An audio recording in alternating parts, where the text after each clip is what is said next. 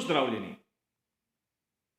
Domnevno oviranje voznikov ekipe Williams na dirki za veliko nagrado Monaka je po mnenju mnogih navijačev Scuderie Ferrari, na primer Sainza, lahko potencialno stalo tudi zmage.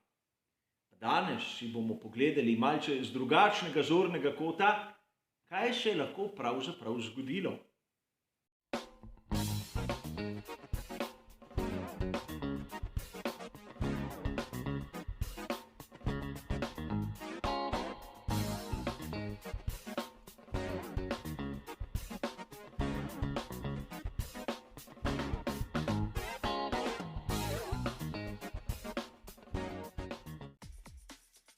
Velika nagrada Monaka je sprožila kar nekaj polemik.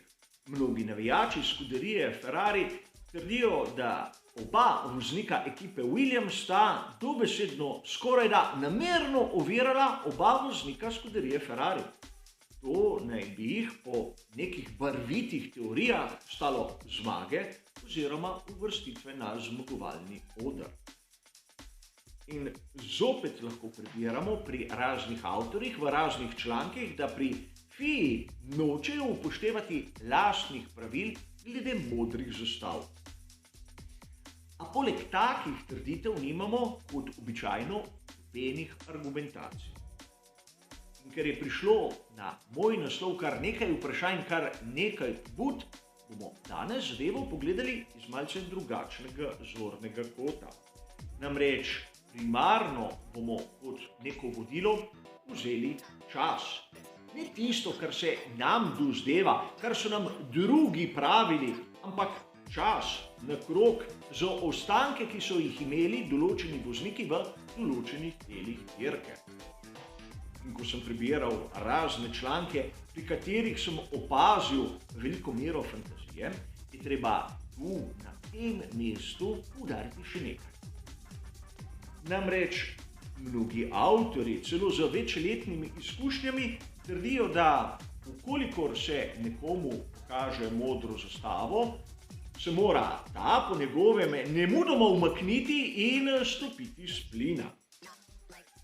Ampak to nikoli ni bila funkcija modre zastave. Modra zastava je neke vrste opozorilo. Voznik zaostaja za krog in od zadaj prihaja nekdo, ki je hitrejši, mu pomahajo z modro zastavo, da ga opozorijo, da nekdo prihaja, ki ni v neposrednem boju z njim, da ga ne ovira. Ampak bistvo pri vsej tej zgodbi je, da mora biti oni zadaj hitrejši. Namreč onemu spredaj, čeprav zaostaja za krog, ni potrebno dvigniti dolge stopalke za plin, zato ker oni zadaj ga ni sposoben prehiteti. In to se marsikdaj pozabi. In treba je biti pozoren še na nekaj. Namreč v tej analizi bomo videli, da vozniki so imeli v istem trenutku, v istem krogu različno tipologijo pnevmatike, kar je bistveno. In preden začnemo, še nekaj. Namreč v nekaterih člankih smo lahko prebrali prave nebuloze o tem, kako naj bi obstajala neka zarota proti Scuderiji Ferrari, kjer so pri Williamsu pomagali Red Bullu. Williams je ekipa, ki se nekako naslanja na tovarniško ekipo Mercedes. Imajo njihove menjalnike, njihove pogonske sklope in če ste opazili, pri Williamsu so edini, kjer imajo vozniki na svojih zaščitnih oblačilih znake Mercedesa. Red Bull ni v tej sferi in čeprav Alexander Albon je usojen voznik Red Bulla, mora komunikacija priti iz komandnega pulta ekipe Williams in ne Red Bull. Sedaj, kako si je nekdo to predstavljal, da je možno, da je izvedljivo, ne vem. Ampak meni, take teorije, kot sem povedal, mejijo na prave nebuloze in nič drugega. Danes si bomo pogledali potek dirke velike nagrade Monaka, približno med 15. in 25. krogom. In videli bomo izjemno hitro zaporedje dogodkov. A da ne bomo predolgi, je najbolje, da začnemo s tisto izhodično točko, 15. krogom. Ker smo videli na vrhu Charlesa Leclerca, ki je bil v danem trenutku tudi najhitrejši, njegov krog tam okrog minute 32 sekund. V tistem krogu je bil približno za pol sekunde hitrejši od moštvenega kolega Carlosa Sainza mlajšega na drugem mestu in pred njim je imel 5 sekund prednosti, zopet zaokrožen. Oba voznika Red Bulla na 3. in 4. mestu sta pa v tistem krogu izgubila 7 oziroma 8 desetin. In to nam kaže, s kakšno lahkotnostjo je Charles Leclerc nadzoroval dirko v danem trenutku v 15. krogu. A že v naslednjem krogu, v 16. krogu, smo lahko videli bistveno spremembo. Namreč opazili smo lahko, da Charles Leclerc in Max Verstappen sta oba vozila približno minuto 32 sekund, torej Max je malce pospešil, ampak ni bil hitrejši od Charlesa, Perez je pa odšel na menjavo. Pnevmatike za mokro progo je zamenjal s tistimi za vlažno progo, kar se bo pokazalo kot zmagovita poteza v naslednjih krogih. In že v 17. krogu bomo opazili, da sta tako Charles Leclerc kot Max Verstappen pospešila. Minuta 31 sekund in približno 5 desetink. Medtem ko Carlos Sainz mlajši je ostal tam okrog minute 32. O kakem relevantnem času Sergija Pereza v tem trenutku še ne moremo govoriti, kajti imeli smo tisti njegov vhodni krog ter izhodni krog, ki sta oba bistveno počasnejša od tistega, kar vidimo pri voznikih, ki so vztrajali na sami progi. In zaenkrat ne vidimo še nobenega pretresa. A v 18. krogu se ustavita tako Charles Leclerc kot Max Verstappen. Oba na pnevmatike za vlažno progo. Sainz je ostal seveda s časom, ki smo bili vajeni, minuta 32 sekund. Sedaj v tem trenutku, v 18. krogu, se je pokazala tista prava izbira Red Bulla s Sergijem Perezom.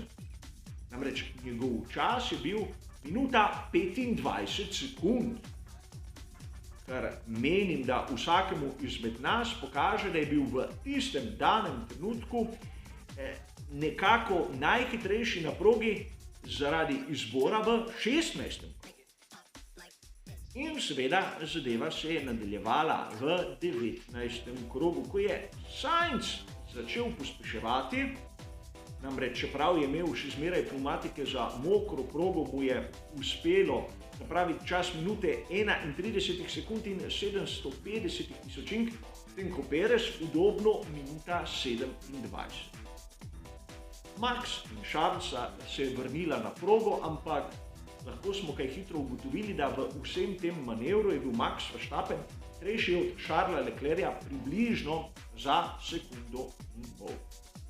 Tu ne govorimo še o benem oviranju. A sedaj je pred nami 20. krog. Tisti krog, kjer so mnogi teoretiki trdili, da je seveda Alexander Albon oviral Charlesa Leclerca. In prvi znak, ko je nekdo oviran, je seveda tisti, da je njegov čas bistveno višji od konkurence. Charles Leclerc, kot vidite, je tisti krog opravil časom minute 28 sekund in 1 desetinke. Seveda, bil je hitrejši od Carlosa Sainza mlajšega, ki je še zmeraj vztrajal na progi s pnevmatikami za mokro progo. Čas Sainza okrog minute 31 sekund in 5 desetink. Ampak Charles Leclerc v tistem trenutku je bil tudi hitrejši od Sergija Pereza. In to za približno 7 desetink. Čas Pereza tam okrog minute 28 sekund in 8 desetink. Torej, za koliko je Albon oviral seveda Leclerca, ostaja skrivnost, kajti treba je upoštevati še en dejavnik. Albon se je takrat vrnil na progo in nameščene je imel pnevmatike za suho progo, medtem ko Charles Leclerc tiste pnevmatike za vlažno progo. Bila sta v delu proge, kjer je bila samo linija suha in Albon s pnevmatikami hard je bil teoretično hitrejši od Leclerca s pnevmatikami intermediate. Torej, lahko bi rekli, da eksplicitno so komisarji imeli prav. Charles Leclerc ni bil bistveno hitrejši od Albona in opozorili so ga z modrimi zastavami. Ampak vidimo lahko po samih časih, da Charles Leclerc bil bistveno počasnejši od vseh ostalih. V resnici je bil drugi najhitrejši na progi. Težava je v tem, da oni, ki je bil prvi najhitrejši, je bil Max Verstappen. Njegov čas, minuta 24 sekund in 8 desetink, približno 3 sekunde in pol hitrejši od Leclerca. Sedaj si kdo domišlja, da je Albon zaustavil Leclerca za 3 sekunde in pol? Morda, ampak kako bi lahko razložil, da je bil Charles Leclerc kljub oviranju še zmeraj hitrejši od tistega časa, ki ga je postavil Perez. In Perez ni kdorkoli, je oni, ki je dirko na koncu zmagal. In seveda vidimo tu lahko, da je po mojem osebnem mnenju Max Verstappen napravil enkraten fantastični krog. Seveda, slišali smo lahko pritoževanje Charlesa Leclerca po radijski zvezi. Zapazil je Albona, ki je iz pit lane zapeljal preden, ampak v zgornjem delu proge Monaka ni bil dovolj hiter, da bi se mu približal in ga z lahkoto prehitel. Zakaj bi pa se moral Albon s pnevmatikami za suho progo umikati na tisti vlažni del, samo zato, da bi počasnejšega v tistem trenutku Leclerca spuščal mimo, ni nikomur znano. Kolikor bi res Albon zadrževal Leclerca, bi sledil protest Ferrarija in seveda ukrepanje komisarjev. Ne enega, ne drugega ni bilo. Ampak pojdimo naprej. V 21. krogu se je v boksih Ferrarija dogajala prava mala drama. Niso vedeli, kaj bi, koga bi poklicali, koga ne bi, dvojna menjava, ki se je razvlekla malo čez tiste standardne meje. Ustavila sta se tako Carlos Sainz mlajši, ki je pnevmatike za dežno progo zamenjal z tistimi za suho progo, in Charles Leclerc, ki je pnevmatike za vlažno progo zamenjal s tistimi za suho progo. In tudi tu je bila ona druga epizoda, ko naj bi Nicolas Latifi zadrževal Sainz. Najprej je treba povedati, da pri skuderiji Ferrari so oni, ki imajo na razpolago radar. Točno so vedeli približno, kje se bo vrnil Sainz na progo. In če so ga spravili za Latifija, je malce tudi njihova krivda.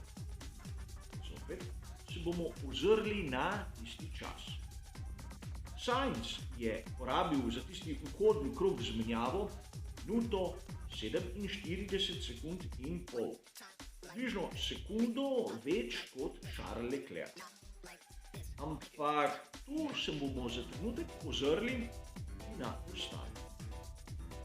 Kolikor pogledamo vhodne kroge Alonsa, Russella in Ocona, bomo takoj ugotovili, da so bili vsi malce počasnejši oziroma primerljivi.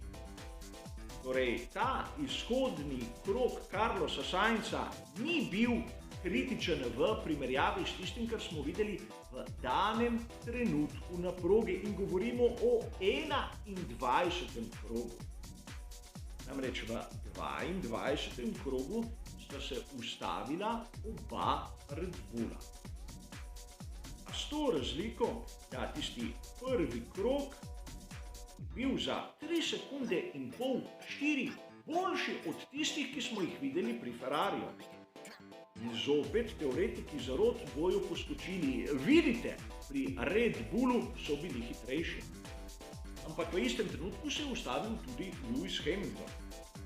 Lahko bomo videli, da je bil tudi Lewis Hamilton hitrejši od Georgea Russella, ki se je ustavil krog poprej. Torej, tu bi lahko rekli, da so mikroklimatske razmere med 21. in 22. krogom pripomogle k taki razliki. Pri Ferrariju so očitno izbrali napačen krog. In sedaj, da se ne bo kdo ustavil samo pri tistem vhodnem krogu, tudi pri izhodnem krogu bomo videli, da Carlos Sainz mlajši in Sergio Perez sta imela približno enak čas. In to nam zopet kaže, da pri tem teoriji, ki smo jo lahko videli pri raznih člankih, skoraj da nimamo nobenega dokaza, ki bi nekako prestal nek kritičen pogled.